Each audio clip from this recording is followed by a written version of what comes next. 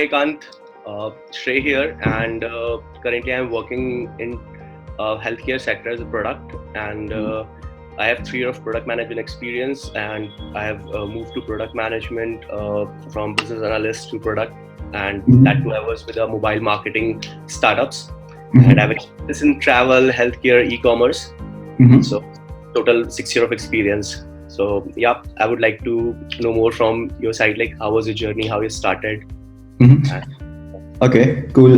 So I think you have an interesting journey. For me, after I completed my BTech, I started working as a developer. So I okay, started my career with Infosys, and then I moved on to Sapient. Overall, I have about 3 years of experience working in development roles. okay, After that, I did my MBA.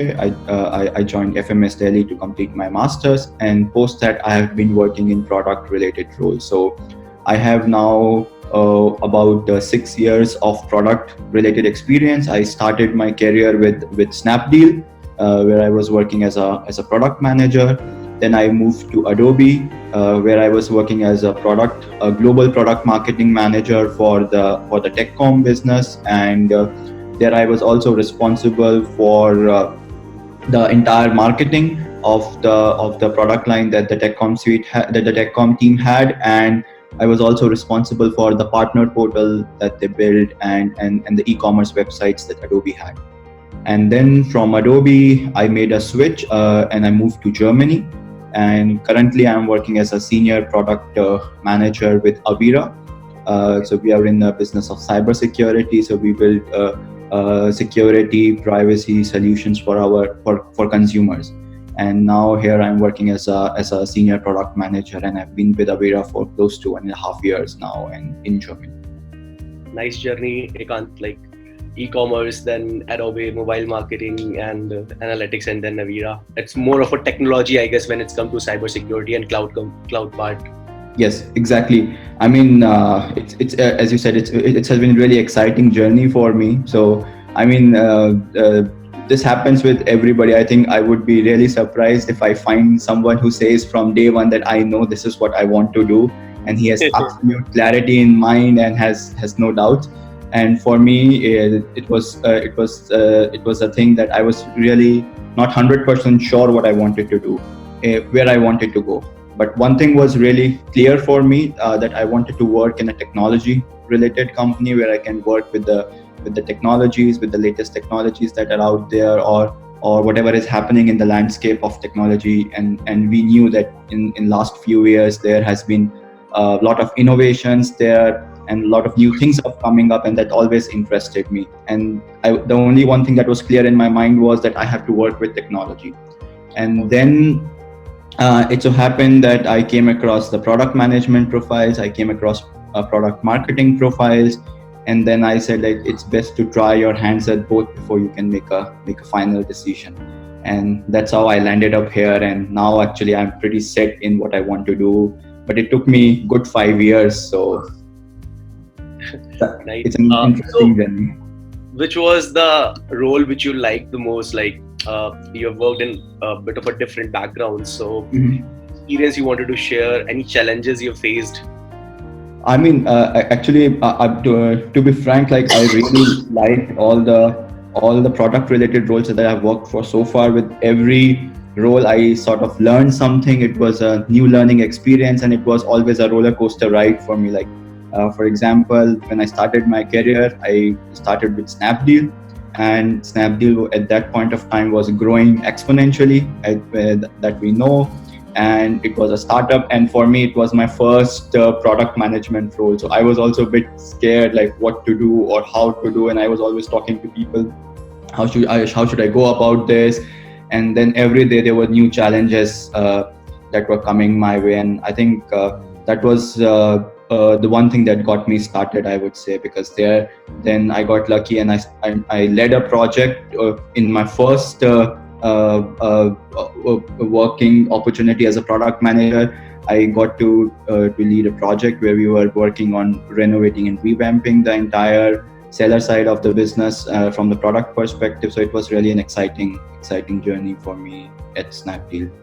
At Okay. Adobe, I had different learnings where you had to work with a big corporate, with you, then you into move into corporate environment, and then you have to leave the things from startup and then fall into the trap of processes, as you say, right? So there everything has to follow a perfect process. So it has When been it comes really to good. Adobe, one question is coming in my mind, like, there are multiple big clients, corporate clients, and one client is giving you a requirement, and that's your biggest client. So how you plan your roadmaps, and how you satisfy that client, because sometimes these kind of things happens in the product management role. You have a particular roadmap plan, sprint plan, and something in between comes. So how you ask your tech team, if you can share some experience.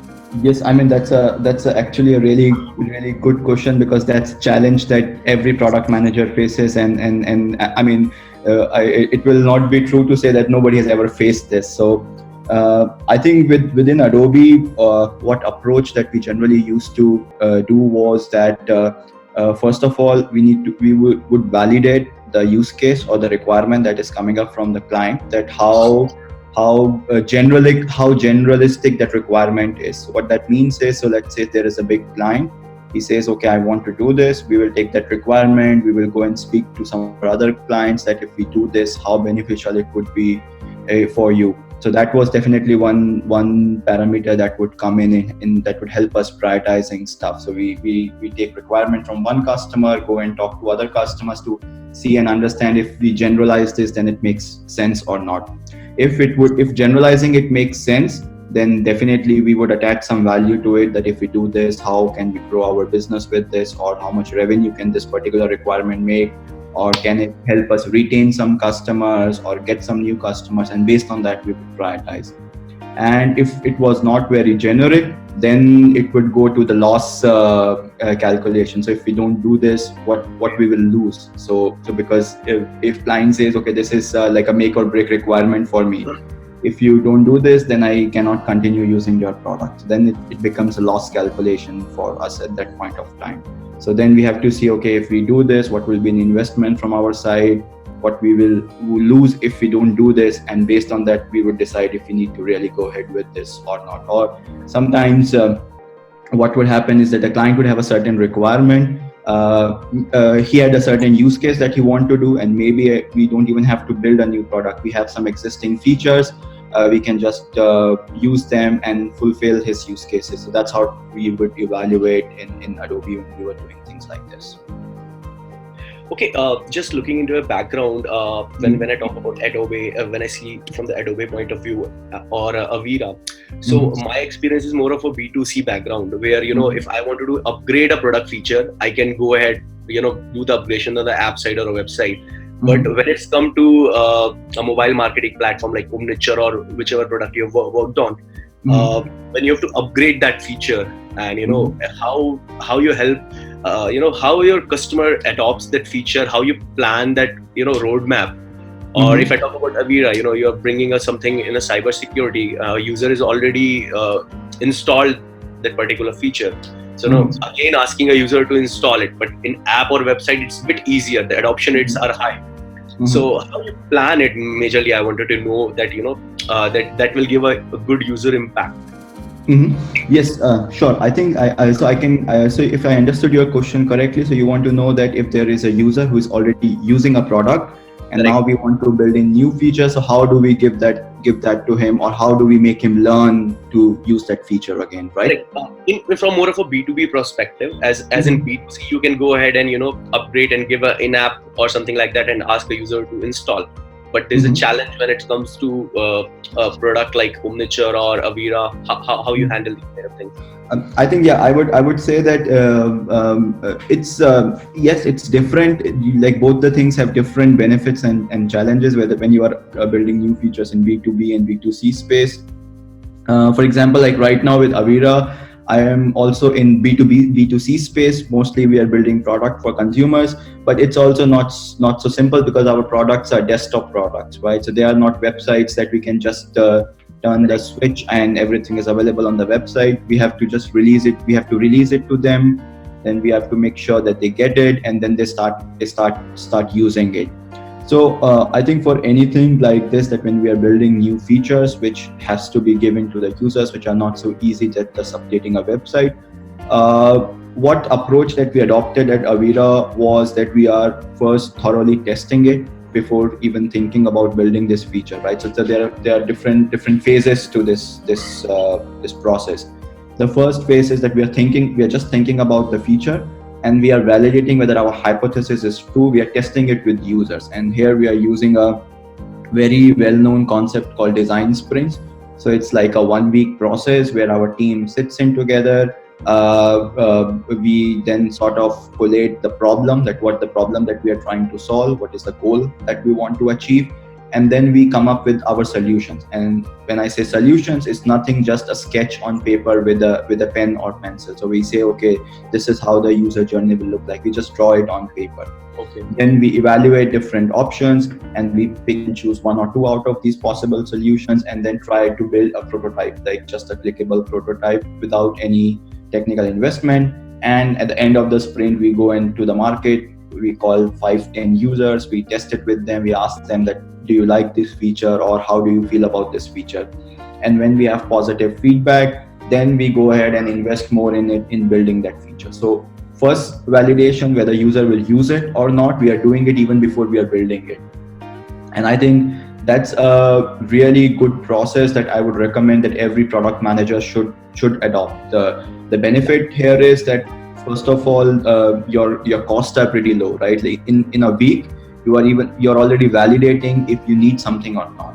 And second, you are not sort of tinkering with your existing roadmap unless and until you are 100% sure. So when I'm sure that this feature is going to work for me, I have validated it with users, I already have some ground level concept, and now I go and build that feature. So which makes it really much more easier for me to make sure that users end up using it.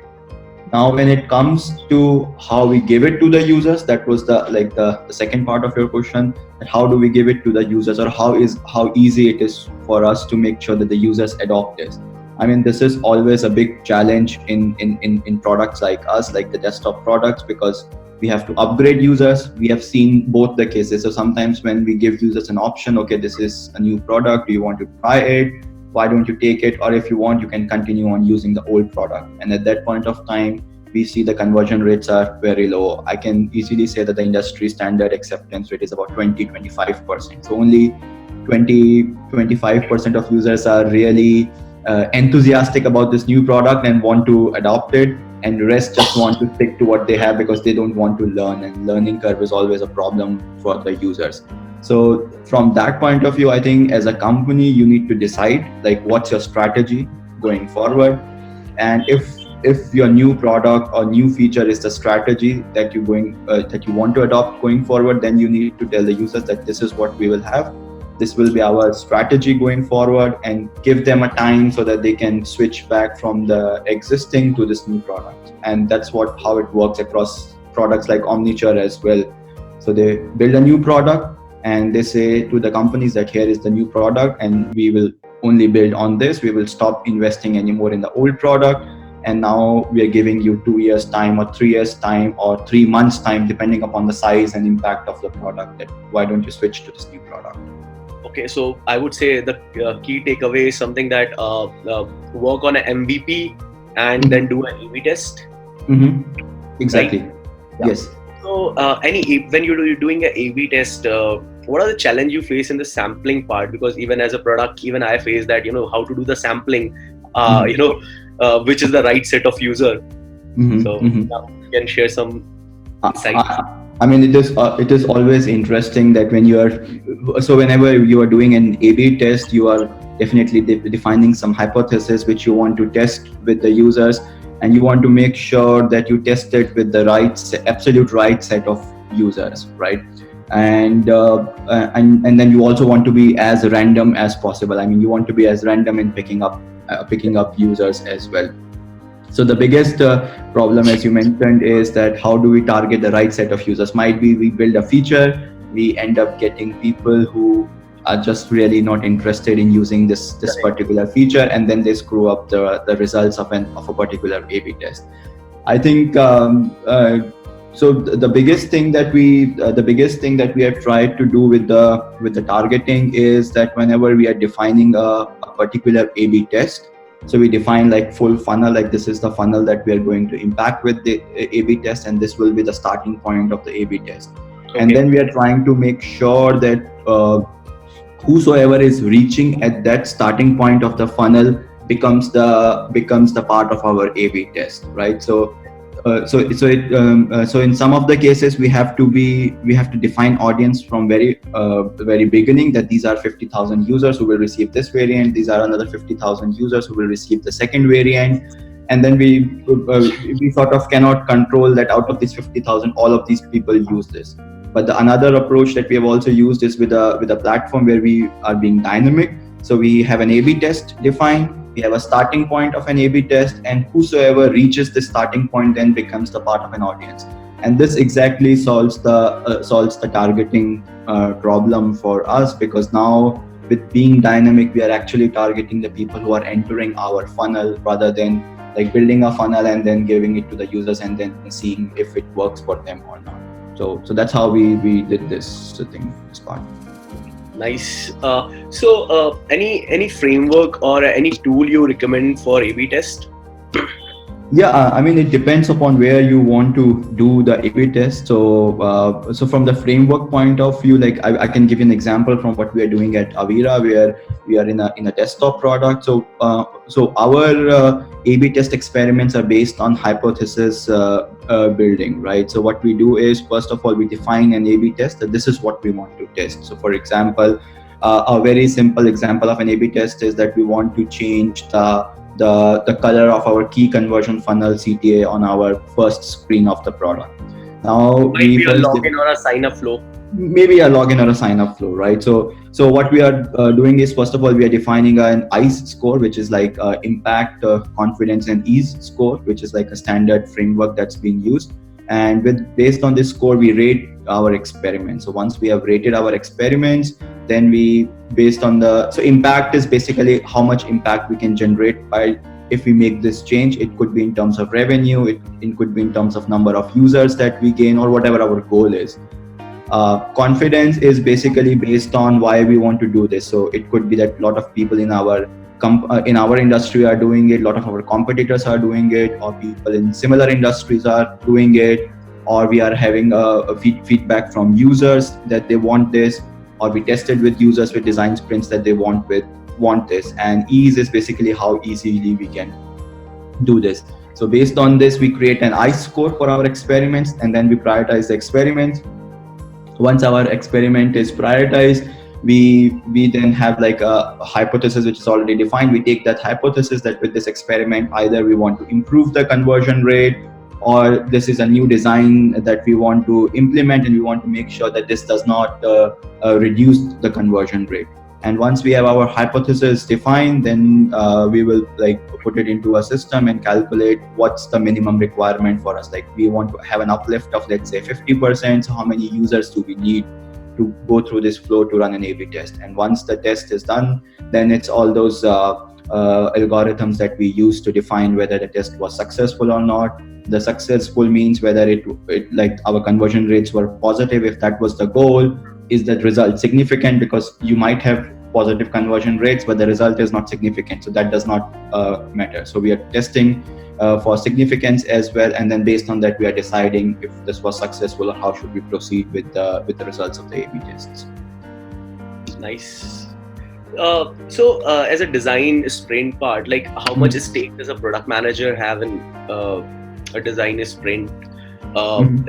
It's always a bit of a product manager sitting in a between. Sometimes he think, okay, I want to design this particular screen or a home page, and but a design team itself is having some other plans. So what is the mid ground for that as a product manager? Like how should a product manager plan a design sprint, and or can give an idea, because he don't have, sometimes he don't have authority of doing that.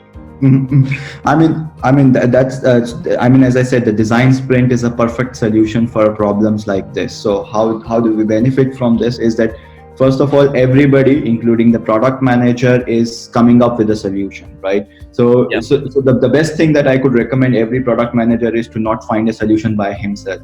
And that's what we do in the design sprint. So everybody comes up with a solution, be it a designer, be it a developer, or be it somebody else, whosoever is the part of this design sprint. So usually we have about 8 people. So everybody is coming up with a solution on a paper, and then we are going through these solutions, right? We are discussing these solutions, and generally we try to take an approach that nobody knows who has suggested this solution. So when we are discussing, only the person who did it knows that, okay, this is his solution, but nobody else knows who recommended this.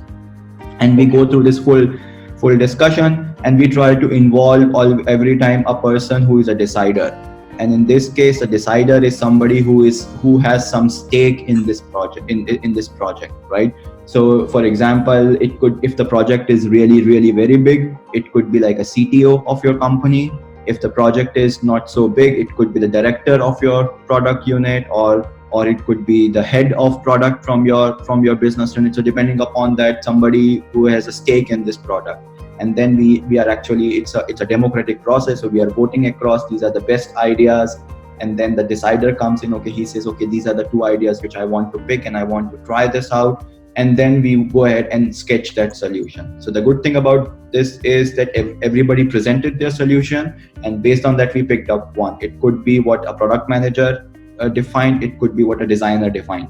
But once a solution has been picked up, you have to stick to that. So that's the beauty of this process. Then it doesn't matter if the designers had some other solution or a product manager had some other solution in mind, because you went through the process and you decided and picked up one solution. So that's how we are trying to solve this problem, where everybody comes with a different ideas and try to implement their own ideas.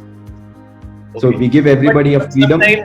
But sometimes what happens, as a product, you think your solution is much better, and yes, you have to take that, someone other's idea, and then end of the day, you have to work on some other person idea, right? Mm-hmm. And you are the one who has the ownership of the product, and you have to write the user journey and everything, and at that you have to prove that result as well. Yes. So how's that? Isn't it challenging? I mean, yes, it's always challenging. I mean, everybody who comes up with a solution is always feels that, yes, this is the best solution because I thought about everything that could happen with this solution, and it's always challenging. But the thing with the design sprints is that once you have the solution ready, and once you are bringing it to the users, then you yourself see, okay, users like this part of the solution, users like this part of the solution, so this is probably going to work. And then suddenly my goals and hypothesis, or I try to attach the success of whatever solution we have chosen to my goals and hypothesis. So as you said, yes, this is always challenging. And that's why I said, like, as a product manager, you always need to have an open mind, that you are willing to accept other solutions, and you should always not try to find a solution for on your own, right? So try to talk to people, try to get their insights, be willing to let go of your solution that you have in mind. I think if you do that, you will definitely end up coming up with solutions which work more often than not. And somehow, I guess, yes, I know that it's always difficult to somehow groom somebody else's solution, but that's the point where you can definitely go and talk to those people, understand their things. Bring your insights from the user test or the user experiments that you have done. So that would definitely help you sort of build on the solutions which were not your own. Oh, perfect. So in this whole process, how you measure the product? Like this is a successful. If we are doing an A/B test as well. We measure in the first stage of the product that on the first screen that adoption rate is there, or the conversion. It might be a business goal as well, but generally product have to align with the business. But as a product, how you see that tracking these important metrics and then come up with a result? Okay, this is a perfect product and this will give results. Though sometimes you with sampling you might be getting a good conversion rate, but the product fails when you groom the product. True. Yeah. So what is that correct form of measuring it? First of all, the perfect product is a myth, right? There is no perfect product. Otherwise, Correct. what will you and me do if there is a perfect product, right? So, here it's important that when you are testing, you clearly define what your goals are, what you want to achieve, and so if you don't have a clear goal in mind, then you will always stuck up at this point. Okay, I did this experiment. My first page has really high conversion rate, but my funnel is not increasing. So what should I do now? So I think it's always very important to pick up one or two metrics. Like, don't go for each and every metric that you could impact. So just pick up, okay, with this experiment I want to impact this metric. If this metric is positive, then my experiment is successful. I have to then be bold enough and be brave enough for that. Okay, there were some other positives, but I need to stop this experiment or not take it forward because it did not impacted my key metric, right? So that's the biggest thing. So you need to define the right key metric and always stick to one key metric when you are defining the success of an experiment or not. So if you pick a lot of metrics, or you keep moving your metrics very frequently, you will always end up in this situation that what should I do? Like, is it my first step is really good, but my last step is not working. Now, how should I conclude this? So if the first step was not the part of your goal or the KPI, then it doesn't matter if it was better than 100%. If your goal, you did not achieve your goal or your final metric that you wanted to change. Okay, that's perfectly nice insight. So Ekant, you have a good experience of technology, and then you've moved to a technology side of a product manager. Person like me who has worked on more of a B2C side of product data or a digital product. So, what are suggestions to learn more of a technology? And if I wanted to move into further into this domain of security or any cloud products, what are the suggestions there? Definitely, I would say that you should always be willing to learn about this new stuff. My biggest suggestion to you would be that go and take all the online courses that interest you, that in the domain that you want to move into, because the technology is always evolving. Things are always evolving, right? So if you're not upgrading yourself, then it will be very, very difficult for you. So even example for me, like now I've been working in this domain for 2 years, but in another 2 years I definitely have to upgrade myself to get to know about what's new, because landscape is changing. Suddenly Yes. people are worried about something today, they care about something today, and after 2 years they do not care about that particular thing anymore, and there is a new type of thing that they care about. So it's really important. One suggestion that I would definitely give everybody is that read a lot, like read different sort of blogs in the areas definitely that interest you. So you have to pick and choose that what interests you. So if it's cloud computing, then read a lot about cloud computing, and always definitely enroll and learn on all these online courses that are available for you. I think right now we have a lot of online learning platforms available that are offering really good courses, and I would definitely recommend anybody to go and do the courses that they like. It's never enough to learn what you have already learned so far. Even I can give you an example. Even my company's CTO is that high position is doing courses on the fundamentals these days. So this is always inspiring for anybody, right? That even your CTO is doing this, so you have to definitely do this. And for people like you and me who are in early to mid stages of career, it's even more important to do this. Correct. But it's always confusing. When you're at early stage, you pick up a particular course, and then you say, okay, will this help me or not? So in mind, it's always there from where to start. Like if you start, you will keep on learning. But the first step is always confusing. Should I go for a full stack? Should I go for a website development thing on a technology side? From where to learn? Like sometimes you get, okay, let me learn the architecture of APIs. So from where to start? It's a question mark always in the mind. I think the very important thing for you would be to, like, for example, if you have any interest in mind. So any person who he knows that these are the things that interests him, and these are the things that he want to do with his career, or this is the way where he want to go ahead with in his career. I think it's always important that you learn at the high level stuff about the things that you're interested in. I think the architecture stuff is more than important for any product manager who wants to make a career in certain field. As a product manager right now, I am not doing any coding at all. I am not working technology. I'm not working on all these technology platforms anymore.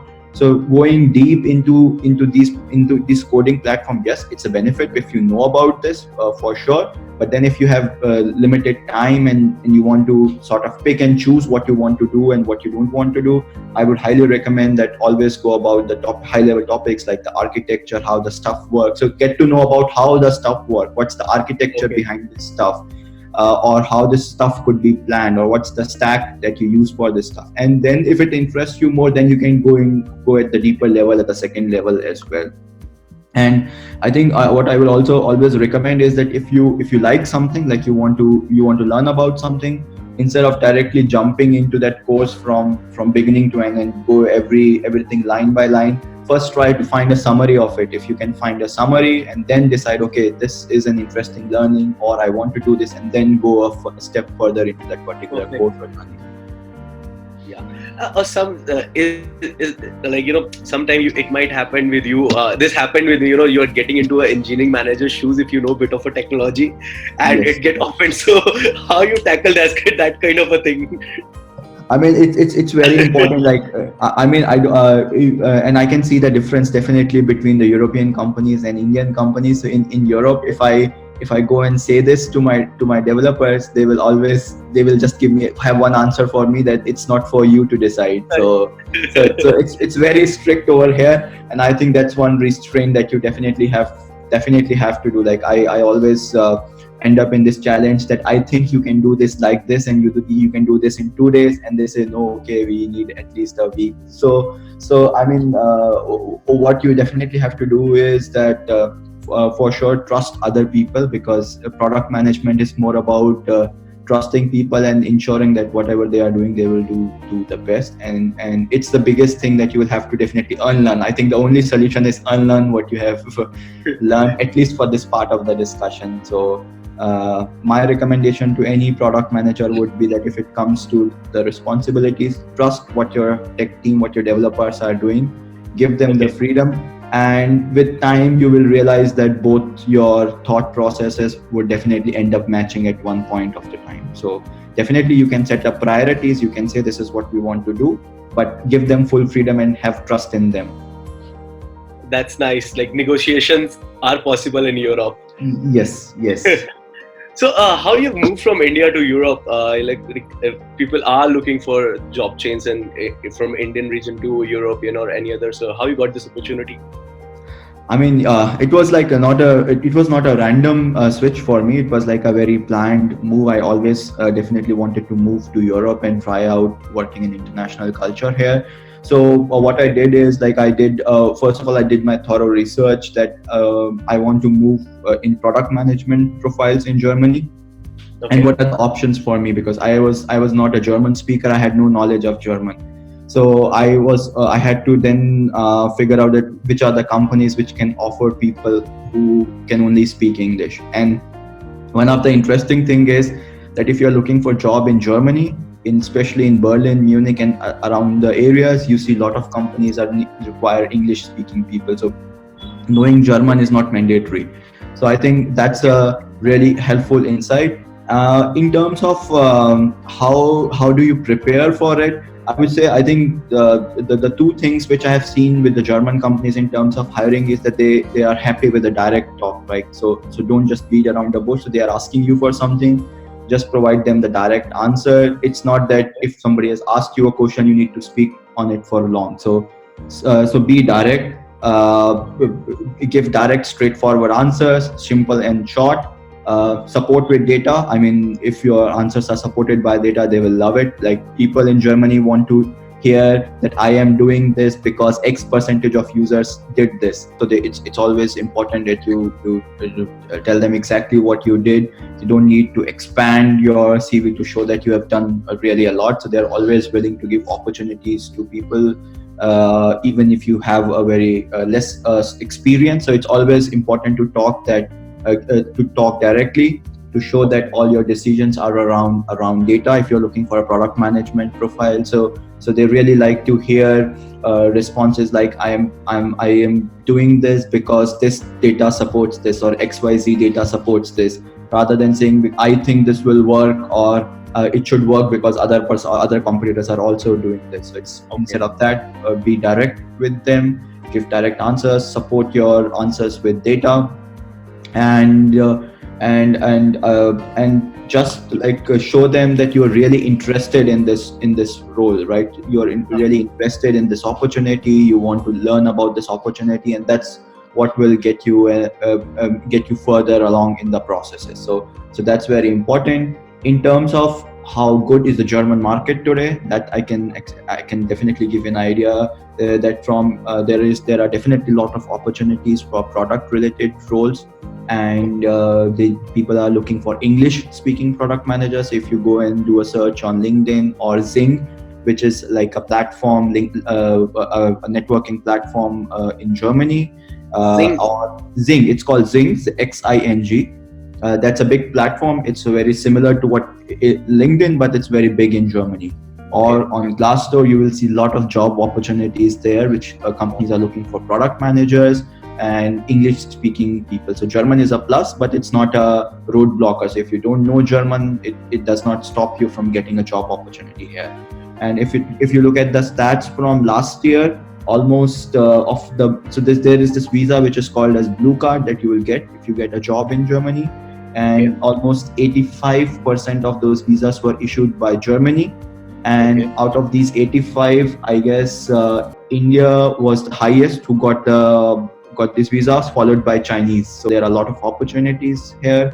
And digital products opportunity, or more of a tech role, site product management. How the market is divided into any idea you want to give? Like India, more of a business side product. Technology is still we have different roles for that.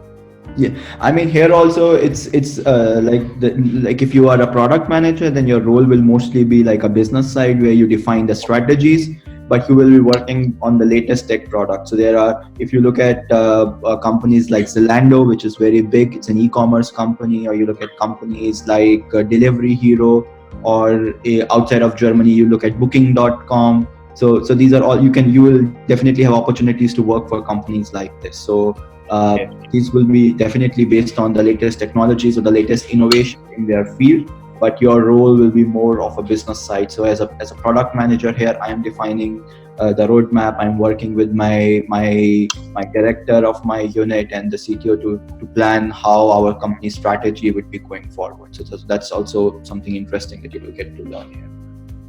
Okay, that's a really nice discussion, Ekant. So yeah, I'm done with my questions. Okay. Insightful. Thank you so much. Yeah, it was really nice talking to you. It was really nice talking to you.